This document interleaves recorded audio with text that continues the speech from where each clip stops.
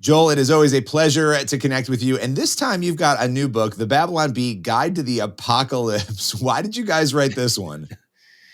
Well, when we wrote it, it kind of felt like the world was quickly heading for a swift end. I feel like everyone thought that, and Still kind of feels that way some days, it's right? I it mean, does it does some days, I think. And so I think we kind of wanted to play on that fear, that those fears that we all share.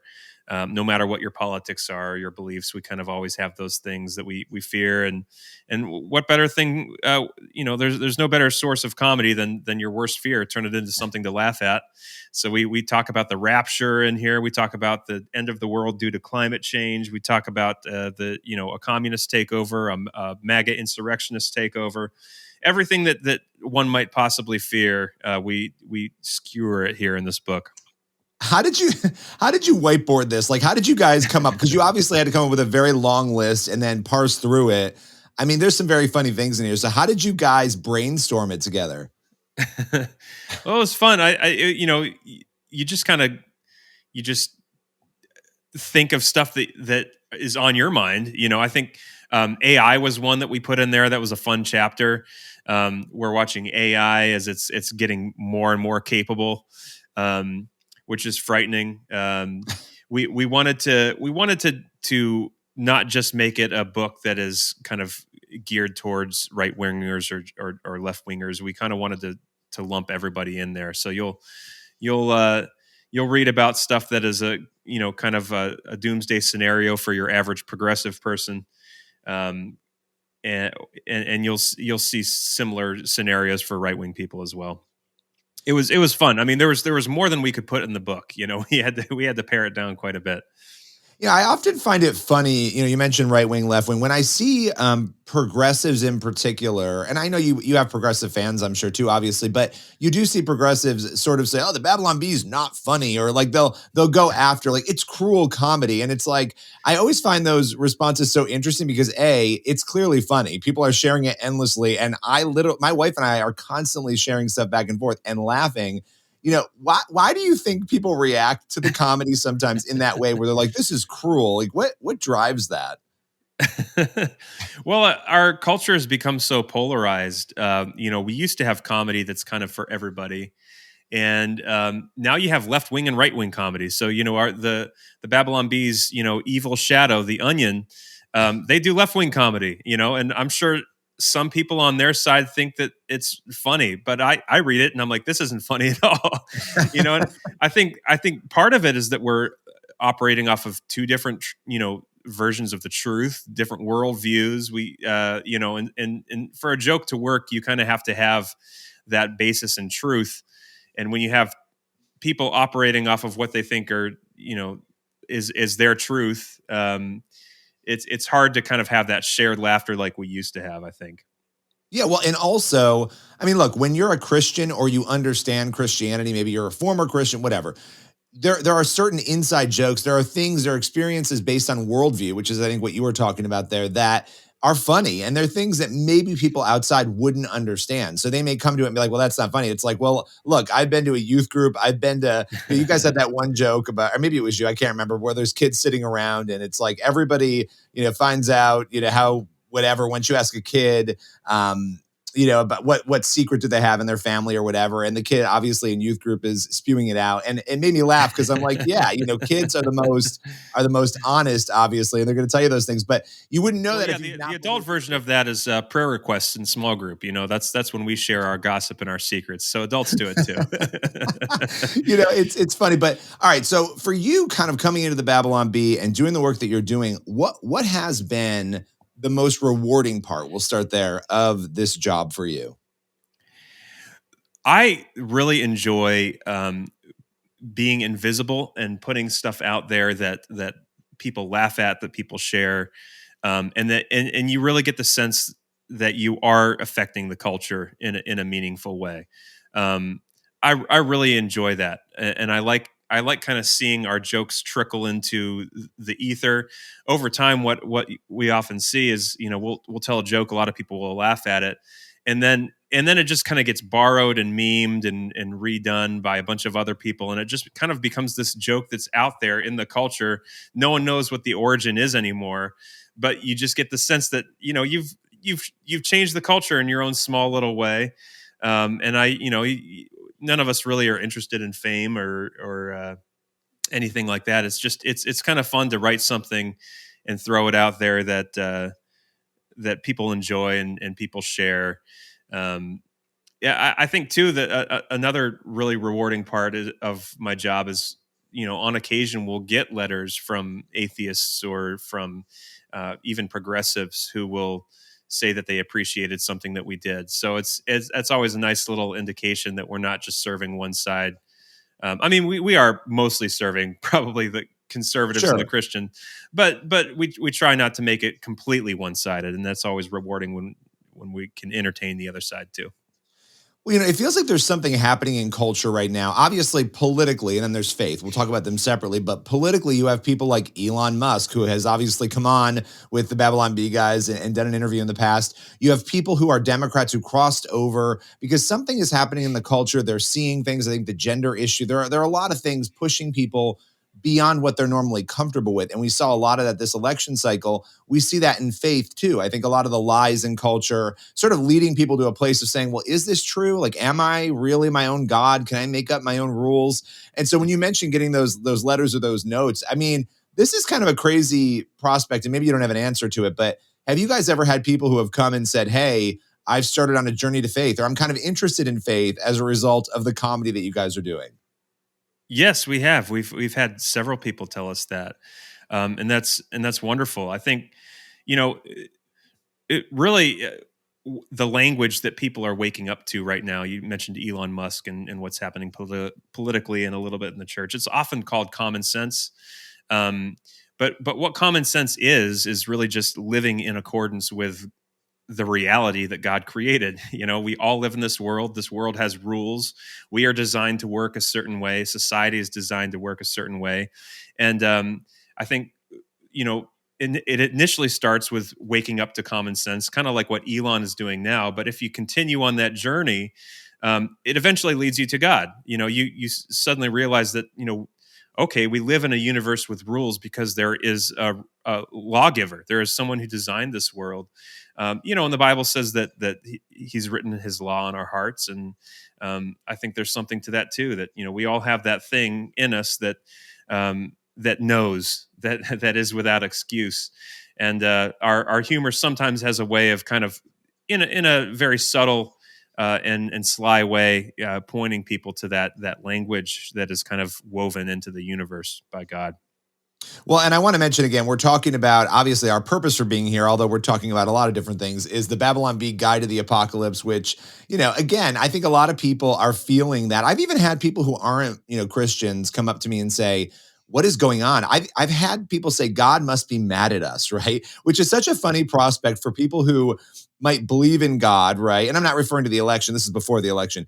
God might be mad at us. It's like, well, you don't even really believe in God that much, but you realize that maybe something's off, that we're not living the right way, that we're not doing the right things, as you just mentioned, God's law being written on our hearts. When you look at what is happening in the culture and you look at your role in that, and I love the fact that comedy is something that is bringing people to faith, that comedy is something that's getting people to think differently. What do you kind of want your legacy to be at the end of the day on all the work that you're doing? Well, me and my boss, my editor in chief, Kyle Mann, will often talk about this. That our goal is to be forgotten, to die in obscurity, and someday go to heaven and meet the people who were affected by what we did. I think a lot of what we're doing and the effect that it has on people is something that we'll really never fully see this side of eternity. And so we're looking forward to that day when it is fully revealed. I think um, our goal right now is just to remain as faithful as we can, to the truth, to our craft as comedy writers, to put the best product that we can out there, to entertain people and for the glory of God, and let God do with it what He will. And it's amazing what He already has done with it. we're nothing special. We just we've been put in this position, in this time and place, for whatever reason, by God, and so all it is for us to just remain faithful with what He's given us. No, and I love that. It's a deeper purpose. Of course, your immediate purpose is making people laugh, entertaining people, but that deeper purpose that drives it. Have you noticed since the election, in particular, any shifts or changes in tone? Obviously, a little less than half the country, we can't even say half the country, a little less than half the country is very upset about the results of the election, which is kind of remarkable in light of how those numbers broke out. But are you seeing more anger pointed towards you guys, more frustration? Have you noticed any shifts? Right now, it seems like people have kind of all like relaxed a little bit. It does seem this is the first election where it is very apparent that the majority of the country no longer gets most of their news from the hysterical, catastrophizing legacy media. They're getting it from podcasts. They're getting it from You social shouldn't talk media. about CNN that way, Joel. You really, sorry, Our continue. competing satire site, CNN, yeah. um, and so it does seem that a lot of the hysteria and fear is astroturf. It's not real. It's kind of generated in the media, and um, I think over the next 4 years, a lot of those fears are going to be laid to rest as we see that, okay, this president is not going to put people in concentration camps. He's not Hitler, and, all the stuff that is being said on CNN right now. And it's just going to cause them to lose more of the credibility. It's a very exciting moment now where there's no more middlemen in media. People can go directly to the source. And I think it is yet to be seen, how that's going to change the culture in the world, because it's I think it's more monumental than we even realize still. Yeah, I mean, I think the two big takeaways for me are what you just said. And the second one, which I already knew, but I think it was made most apparent in this election, celebrity endorsements don't really matter all that much. They're not going to take you over. I mean, if you can get Taylor Swift, Beyonce, pretty much everybody, right? And of course, people are going to argue, well, Joe Rogan, okay, fine. Those are different kinds of celebrities, though. I'm talking about the celebrities that fill massive stadiums of people. If you can get them all on one side, it doesn't mean anything, right? And I think this is the first time both the media and Hollywood, I think, have really been shown that they have a limited impact. The other side of that, Mhm. though, we've all got to be prepared with information and truth to make sure that we're meeting that need, because there's kind of a vacuum right now, which I don't think is a bad thing. I think it's a good thing as long as we fill it with the right stuff. I don't know if you want to reflect on that. Yeah, well, I think even more than that, celebrity endorsements they are net negative. I don't think they not only don't help. I think they probably hurt. There are really no celebrities anymore. I mean, anyone can pick up a microphone and get in front of a camera and build a following. And I think celebrity culture, at least as we knew it, is kind of dead. And so, yeah, I think. It is going to be really important over the next few years for Christians and conservatives to treat um, this opportunity with seriousness. I think a lot of money in the conservative movement, in the church is not a lot of that goes to media endeavors and creating art. And I think there needs to be a switch in the way we kind of allocate our resources, because there is a big vacuum, and more people need to fill that space. People who love the Lord and who know the truth. Absolutely. And one other thing too that's been interesting watching your journey. You and I have followed each other on social for a while. Your social is kind of blown up. I mean, and you talk about, obviously you share your comedy, you share the funny things that you guys are doing, but you also share real thoughts and opinions on things. What has that been like for you to have more of a megaphone on the things you care about outside of the comedy world too? Yeah, well, people are always surprised by how serious I am on my Twitter feed, and I always tell them, like, listen, I get paid to be funny. That's my 8 to 5 job, is being funny, and I get to be serious as my break. That's how I unwind, is by being by being serious. And so, yeah, I really enjoy it. This is something I've always done since before I was at the B. I've always been writing things and sharing my thoughts, and to my Facebook following of 12 people back in the day, and it is gratifying to be able to throw little thoughts out here and there and have people enjoy it and appreciate it.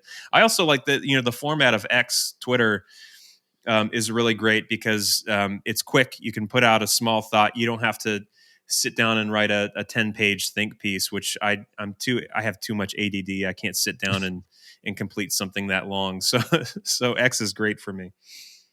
Okay, final question for you. The Babylon Bee Guide to the Apocalypse. People can get it where books are sold. They can head on over to the Babylon Bee to grab it. What are you hoping for the impact of the book? Obviously, laughs. What else? Yeah, well, we hope we sell a lot so that we can make some money. That would be great. This is just an entertaining bit of fun. We sell these things always around the holidays because people always tell us they love to pick them up and give them to a family member as kind of a gag gift. They're a great thing to read over Christmas and New Year's, in your downtime. This particular book is really fun. It's full of illustrations, full of silliness. It's actually interactive, so we actually have QR codes throughout the book where you can scan these codes, and it'll pull up a video, a training video on how to maybe decorate your doomsday bunker, how to know if climate change is happening, things like that. It's all very silly, and it's really just you know it's been a rough 4 years. We all need to laugh a little bit, and so we just hope it entertains people and in a small way just kind of reminds us that hey, some of these fears are silly. It's no worth dwelling on them. We can relax and know that God's got it. I love that. God's got it. That's a great place to close. The book is The Babylon Bee Guide to the Apocalypse. Joel, appreciate your time. Thanks for having me. Appreciate it.